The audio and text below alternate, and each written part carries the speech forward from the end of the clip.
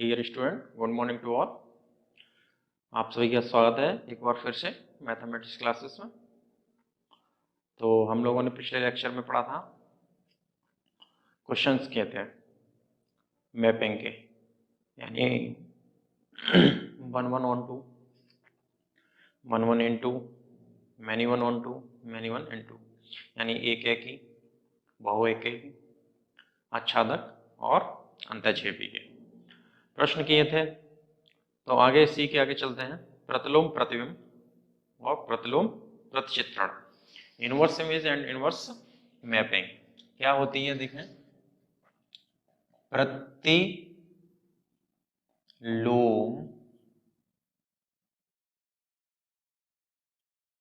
प्रतिबिंब तथा प्रतिलोम प्रतिचित्रण।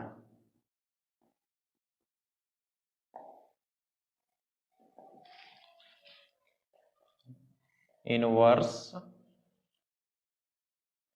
इमेज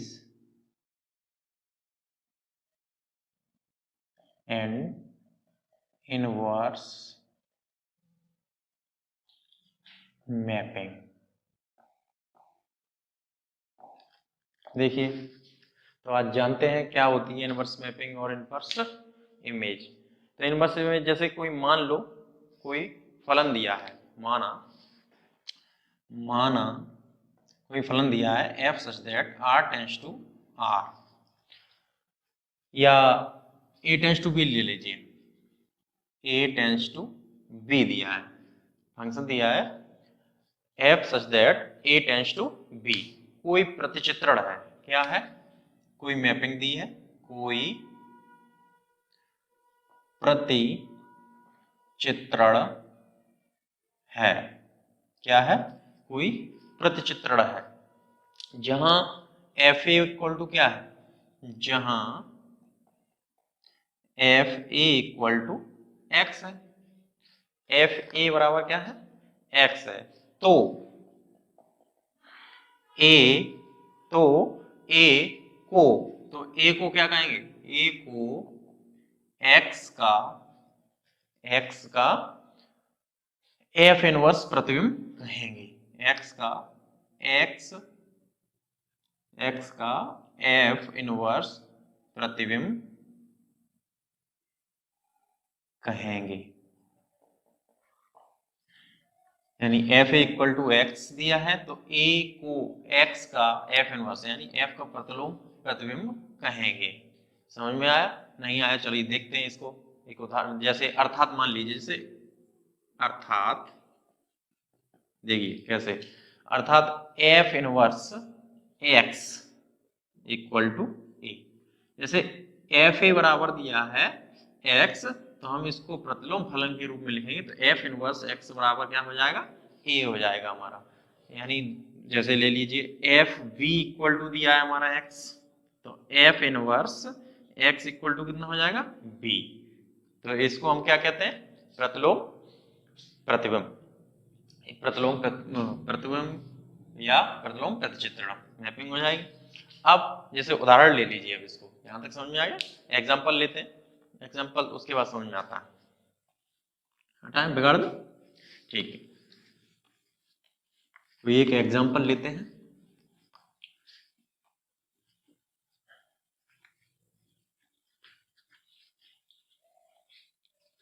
क्या लेते हैं एग्जाम्पल। मान लीजिए कोई प्रतिचित्रण दिया है,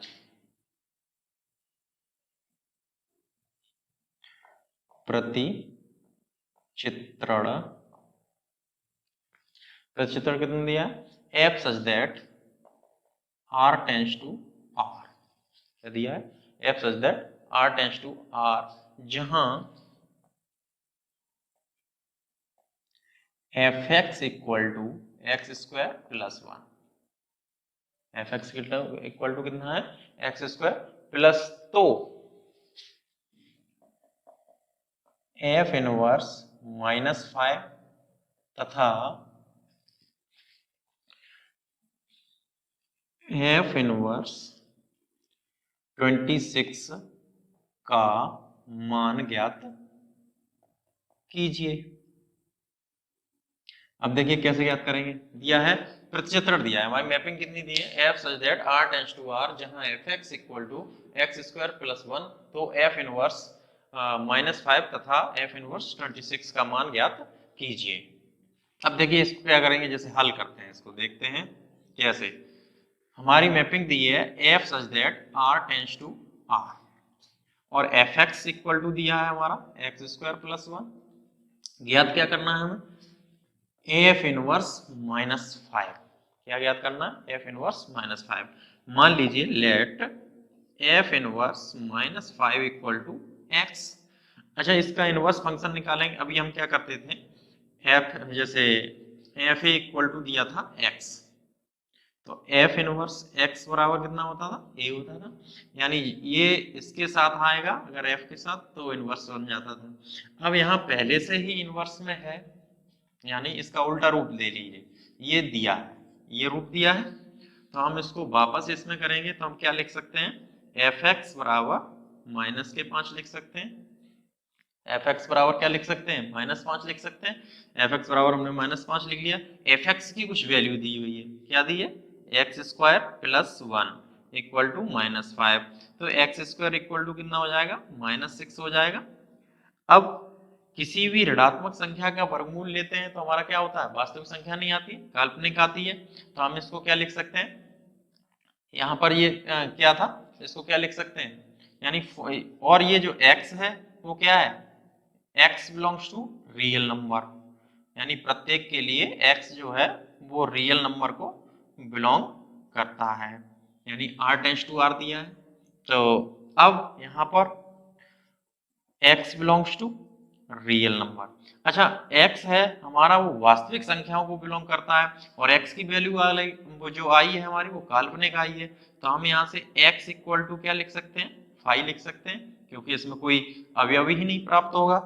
अब जब अवयव प्राप्त नहीं होगा तो अब x माना किसको था, हमने माना था माइनस, यानी f इनवर्स -5 को। तो हम कितना प्राप्त होगा हमें, f इनवर्स -5 इक्वल टू 5 प्राप्त हो गया। यहां तक समझ में आ गया होगा, चलिए नोट कर लीजिए। इसके बाद हम बात करते हैं f इनवर्स 26 की। देखिए इसी तरीके से बिल्कुल होगा। अब f इनवर्स 26, f इनवर्स 26 ले लें तो हमारा कितना हो जाएगा, इसको भी मान लो x, यानी लेट ले लिए, और for all x belongs to real number. अब यहां से हम अगर fx लें तो fx कितना हो जाएगा, इक्वल टू 26, और fx की वैल्यू कितनी है, x square plus 1 equal to 26, तो एक्स स्क्वायर इक्वल टू कितना हो जाएगा 25, देन x इक्वल टू +-5, +-5 हो गया। अब x की जो वैल्यू थी वो हमारी क्या थी, f इनवर्स, तो हम इसको क्या लिख सकते हैं, f inverse 26 equal to -5 to 5, ठीक है, -5 to 5। अब आगे देखते हैं, यहां तक समझ में आ गया होगा, चलें आगे। अब यहां तक समझ में आ गया, बिगाड़ दे, ठीक है, आगे चलते हैं। इससे संबंधित एक प्रमेय करते हैं।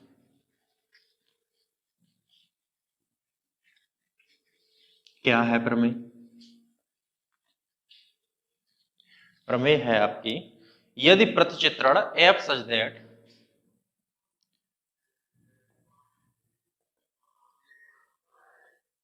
यदि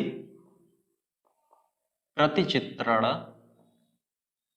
f such that or f such that a tends to b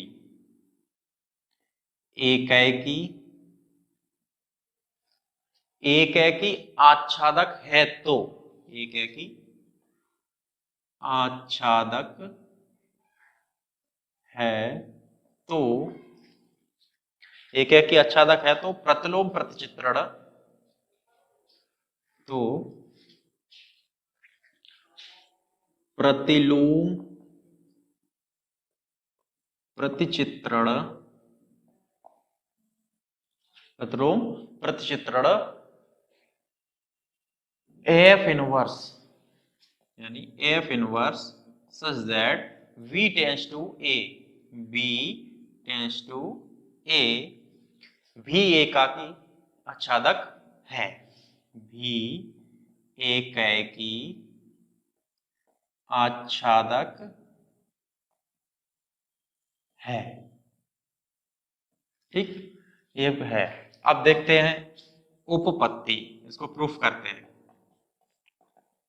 ठीक है, प्रूफ करते हैं। ये क्या दिया है, यदि प्रतिचित्रण F such that A tends to V एकाकी आच्छादक है तो F इनवर्स यानी प्रतिलोम प्रतिचित्रण F inverse B tends to A भी एकाकी आच्छादक होगा। यही ज्ञात करना। अब देखिए क्या करते हैं, हमारा सबसे पहले क्या दिया है, F such that A tends to B क्या है, क्या दिया हुआ है, एकाकी आच्छादक। तो एकाकी आच्छादक है, क्या है, एकाकी आच्छादक है। अब मान लीजिए, अब सबसे पहले एकाकी के लिए क्या करेंगे, एकाकी यानी 1-1 के लिए 1-1 मैपिंग के लिए क्या करेंगे, माना क्या मानेंगे, माना fx1 equal to y1, fx1 equal to y1 एंड fx2 equal to y2, fx1 equal to y1 और fx2 इक्वल टू y2, जहां x1 x2 belongs to A, x1 x2 belongs to क्या है, A है। अब यहां से अगर हम इसका इनवर्स निकालें तो f inverse y1 equal to कितना हो जाएगा, x1 and f inverse y2 equal to x2, जहां y1 y2 belongs to B, दोनों क्या हो जाएंगे, y1 बिलोंग्स वो y1 y2 belongs to B। अब देखिए इन दोनों को अगर बराबर कर दिया, एक एक के लिए क्या था, इन दोनों को बराबर कर, ये भी बराबर आ जाए, तो हमारे देखते हैं तो क्या हो जाएगा, f inverse y1 equal to f inverse y2, तो देन कितना हो जाएगा, इसका इसके बराबर कितना है, x1 इक्वल टू x2 हो जाएगा। हम इसको लिख सकते हैं fx1 equal to fx2, fx1 equal to क्या लिख सकते हैं, fx2 लिख सकते हैं। अब हमने इनको माना था, fx1 को क्या माना था, y1 और fx2 को क्या माना था, y2। तो हमारा जो फलन था, इनवर्स फंक्शन जो लिया था हमने, इनवर्स फंक्शन बराबर है तो ये भी इसके मान भी बराबर है। यानी एक एक के लिए क्या करते थे, जैसे fx1 इक्वल टू fx2 है तो हमारा x1 इक्वल टू x2 भी होगा, तो हमारा फलन कैसा होगा, एक एक ही होगा। तो हमारा यहाँ देखिए प्रतिलोम फलन में भी f inverse y1 equal to f inverse y2 है, तो हमारा x1 इक्वल टू x2 ले लिया। अब y1 और y2 बराबर आ जाते हैं, तो y1 बराबर y2 बराबर आ गए, तो हम इसको क्या कह सकते हैं, अतः फलन कैसा है, एक एक ही है। कैसा फलन है, एक एक ही है। तो नीचे लिख देंगे अतः फलन एक ही है।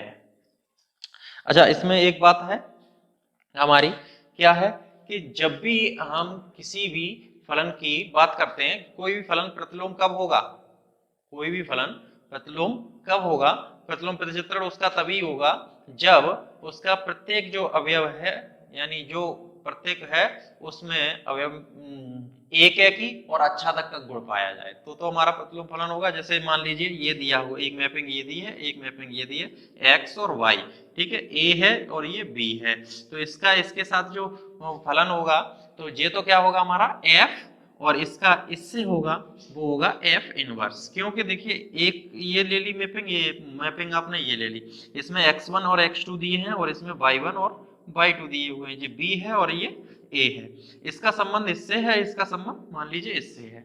अगर एक एक ही होगा, एक एक ही है, क्योंकि एक एक ही का मतलब क्या होता है कि प्रत्येक का प्रत्येक से संबंध हो, किसी भी दो अवयवों की एक इमेज ना हो।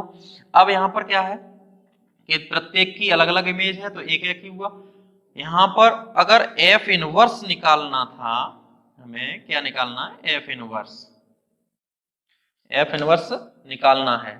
तो एफ इनवर्स के लिए क्या करेंगे हम, यहां पर देखिए जब ए का बी से किया था तो हमारा क्या था, एफ था। अब यहां से उल्टा एफ इनवर्स निकालेंगे तो जब अगर एक एक ही नहीं हुआ, एक एक ही की कंडीशन नहीं हुई, जैसे यहां से देख लीजिए, यहां से बिगाड़, चलिए बिगाड़ते हैं तब समझते हैं।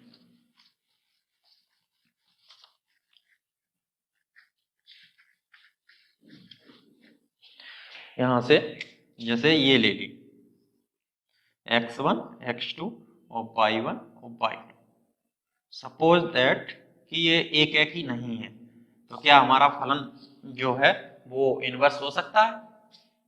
देखते हैं, ये f है, ये f इनवर्स, क्या हो सकता है? नहीं हो सकता। क्यों? क्योंकि इसका जब इसका इसकी इमेज यहाँ प्राप्त होगी, यानी शहर डोमेन की इसकी इमेज पुनः यहाँ प्राप्त करने के लिए कि ये फंक्शन ही नहीं रहेगा, क्योंकि इसका एक अवयव रिक्त रह गया, एक अवयव रिक्त रह जाएगा तो ये यहाँ पर फंक्शन बनाएगा नहीं, और फंक्शन बनाएगा नहीं तो इसकी प्रतिलोम प्रचित्रण यानी इनवर्स इमेज नहीं प्राप्त होगी। ठीक है, अब देखिए ऑन टू क्यों जरूरी है? ऑन टू इसलिए जरूरी है क्योंकि कोई भी अवयव खाली नहीं बचे। अगर अवयव खाली भी बच गया, मान लीजिए 1 1 है आपका, 1 1 है और तीसरा अवयव एक और दिया है, तो भी इसकी इमेज नहीं बनेगी, क्योंकि यहाँ एक और रिक्त बच जाएगा, तो भी इसकी इनवर्स इमेज नहीं बनेगी। तो हमारा क्या है, किसी की भी इनवर्स इमेज बनाने यानी इनवर्स प्रचित्रण ज्ञात करने के लिए क्या करते हैं, 1 1 होना जरूरी है और आच्छादक जरूरी है। तो हमने यानी एक एक ही तो निकाल लिए, अब ऑन टू भी निकालते हैं। ऑन टू के लिए क्या करेंगे, आच्छादक, आच्छादक यानी ऑन टू। आच्छादक क्या है, ए का प्रत्येक अवयव क्या है, ए का प्रत्येक अवयव यानी इमेज बना लो ऐसे करके, x है और ये y है, a और b, इसका इससे और इसका इससे, f इनवर्स। ठीक है, a का प्रत्येक जो अवयव है, प्रत्येक अवयव x, प्रत्येक अवयव मान लीजिए ये x है, b का प्रत्येक अवयव x, b के किसी अवयव y, b के किसी अवयव y, b के किसी अवयव y का ये क्या है, b के किसी अवयव y का f इनवर्स यानी फलन प्रतिचित्रण, f इनवर्स आच्छादक है। y क्या लिखा आपने, a का प्रत्येक अवयव x का b के किसी अवयव y का f इनवर्स प्रतिबिंब है। अतः फलन कैसा होगा, अतः f इनवर्स आच्छादक होगा। कैसा होगा, आच्छादक होगा। इन्होंने यही कहा था, क्या हमारा प्रतिलोम फलन यानी f इनवर्स एक एक ही और आच्छादक है, तो एक एक ही हम पहले निकाल चुके थे, अब क्या है, आच्छादक भी हो गया, तो हम यानी हमारी थ्योरम जो है वो सेटिस्फाइड हो गई। आगे चलते हैं, अब बात करने वाले हैं हम किसकी, यहां तक समझ में आ गया होगा इनवर्स का। बात करने वाले हैं प्रतिचित्रणों का संयोजन यानी कंपोजिशन ऑफ मैपिंग। प्रतिचित्रणों का बहुत ही काम आने वाला है अगला टॉपिक, बहुत ही महत्वपूर्ण है। इससे प्रश्न भी, एक प्रश्न हमेशा परीक्षा में प्राप्त होता है, लिखा हुआ मिलेगा आपको। क्या है, प्रतिचित्रणों का संयोजन, प्रतिचित्रणों का संयोजन यानी कंपोजिशन ऑफ मैप। ठीक है, देखते हैं पदचित्रों का संयोजन क्या होता है। जैसे मान लो, माना दो फंक्शन दिए हुए, एक f और एक g, यानी f such that a tends to b तथा g such that b tends to c।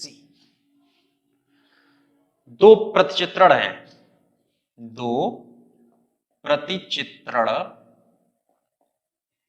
हैं, इनका संयोजन करना है। क्या करना है? संयोजन करना है। दो प्रतिचित्रण इस प्रकार है, यानी f such that a tends to b और g such that b tends to c, दो प्रतिचित्रण हैं, तब प्रतिचित्रणों का संयोजन क्या हो जाएगा? यानी प्रतिचित्रणों का संयोजन, यानी कंपोजिशन ऑफ मैप्स क्या होगी?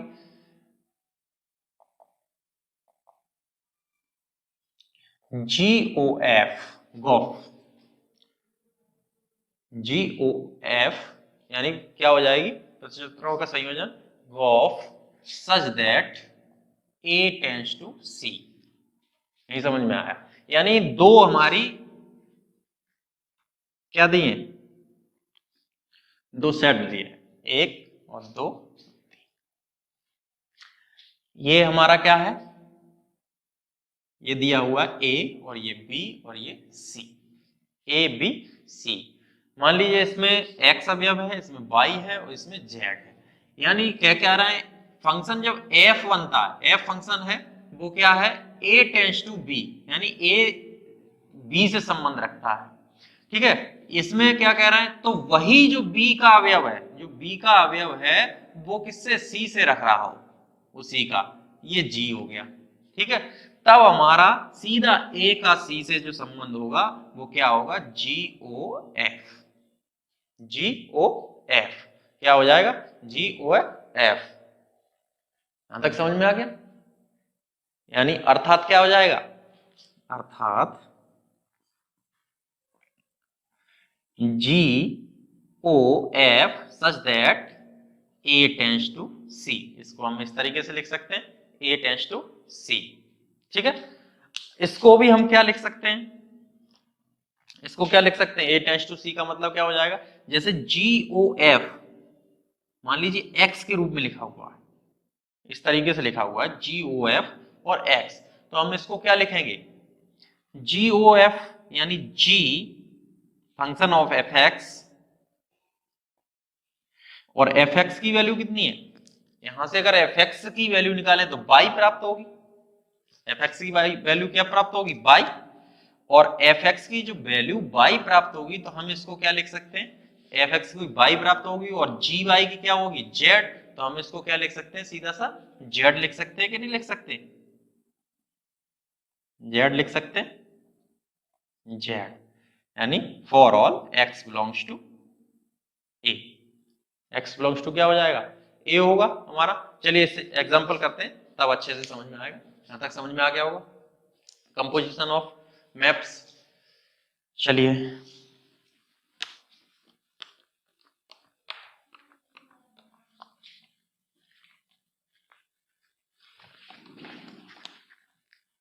कंपोजिशन ऑफ मैप्स में एग्जांपल लेते हैं।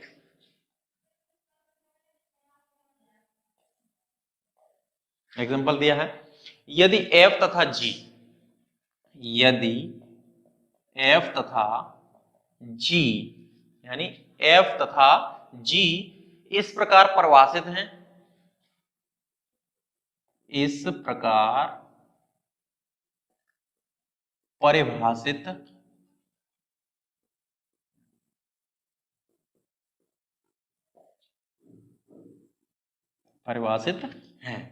f तथा g इस प्रकार परिभाषित हैं कि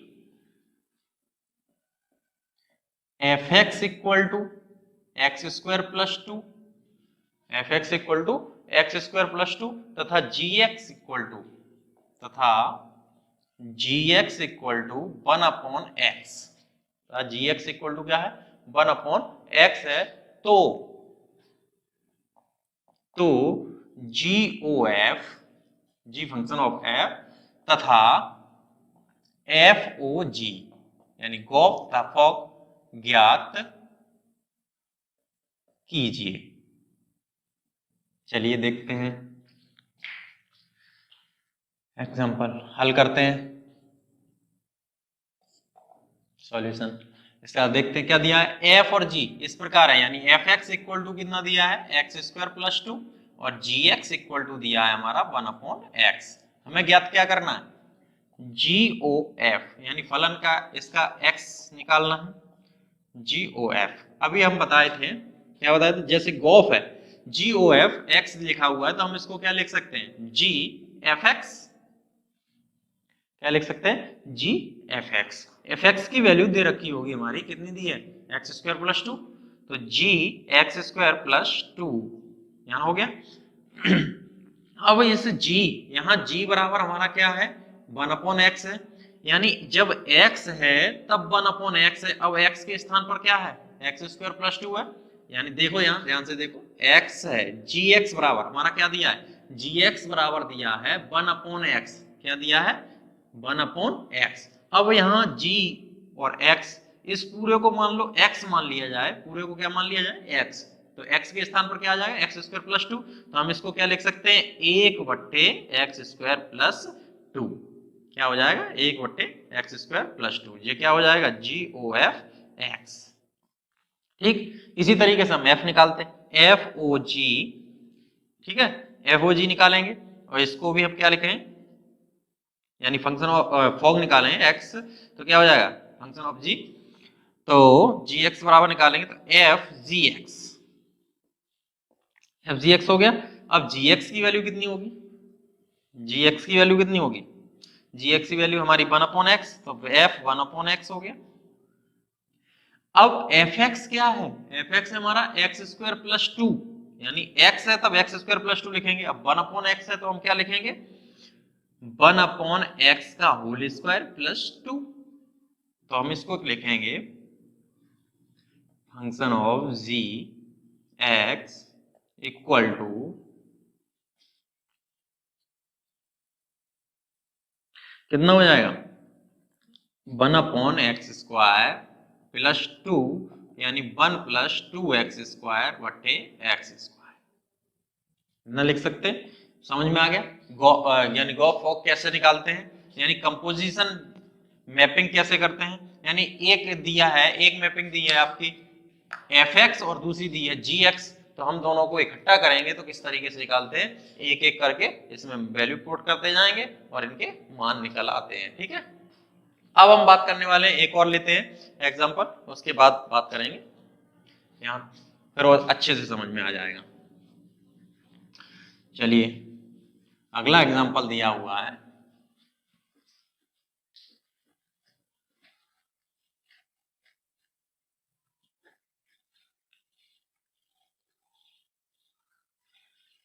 क्या दिया है, यदि a बराबर, यदि a बराबर 1 2 3 और 4, a बराबर क्या दिया है 1 2 3 4, और b बराबर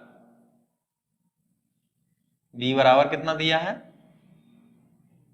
a b c और d, तथा c बराबर, c बराबर क्या दिया है हमारा l m n, l m और n, l m n दिया है, जहां क्या दिया है, जहां f such that a tends to b and g such that b tends to c, b tends to c, इस प्रकार परिभाषित हैं, इस प्रकार परिभाषित हैं, क्या है परिभाषित हैं कि, इस प्रकार परिभाषित हैं कि f, इस प्रकार परिभाषित हैं कि f such that 1, a f such that 1 comma a 2 comma c 3 comma d 3 comma b और 4 कॉमा ए। ये तो एफ है। और जी कितना है, तथा जी सच दैट कितना हो जाएगा, A comma L, B comma L,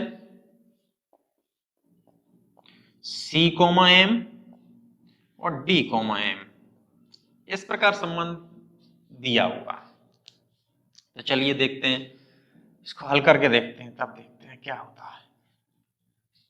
अब हमें निकालना क्या है इसमें, गो और फो। तब हमें क्या क्या करना है, GOF एक्स यानी कंपोजिशन क्या निकालना, इसका निकालना है। तो देखते हैं अब इसमें आगे क्या करते हैं। तो GOF FX निकालना है। सबसे पहले हमें दिया क्या है, एफ सच दैट 1 कॉमा ए, यानी यहां से इसको ये दिया हुआ है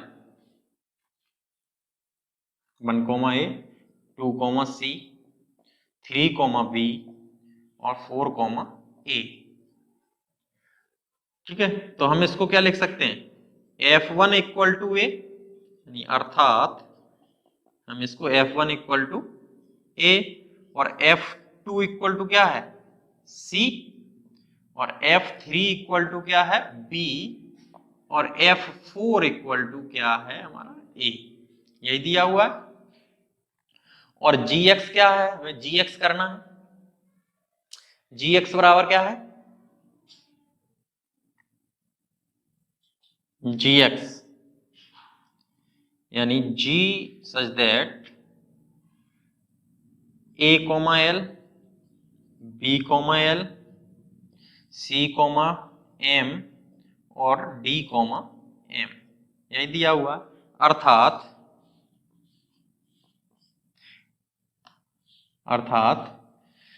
G A equal to L, G B equal to L और G C equal to M and G D equal to M।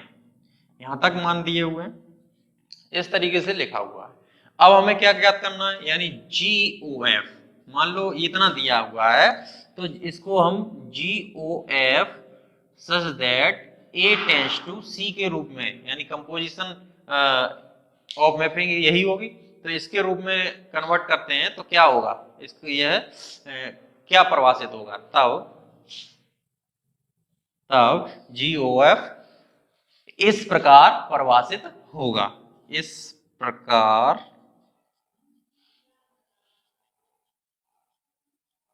होगा। किस प्रकार परिभाषित होगा देखते हैं। यहां तक हो गया, इसके आगे चलें, हटा दें इसको।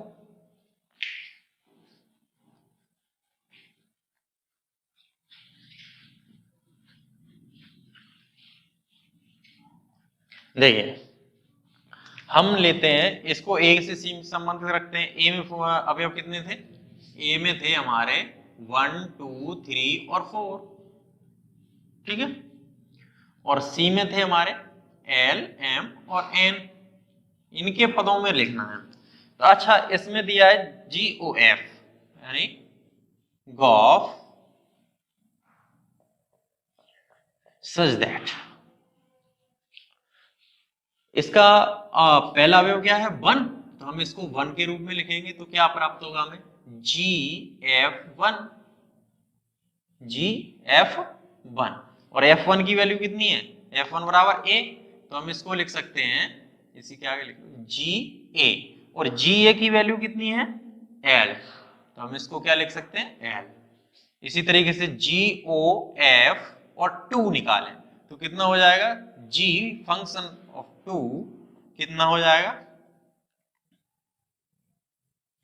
F2 की वैल्यू C, तो G और C और GC की वैल्यू कितनी थी M।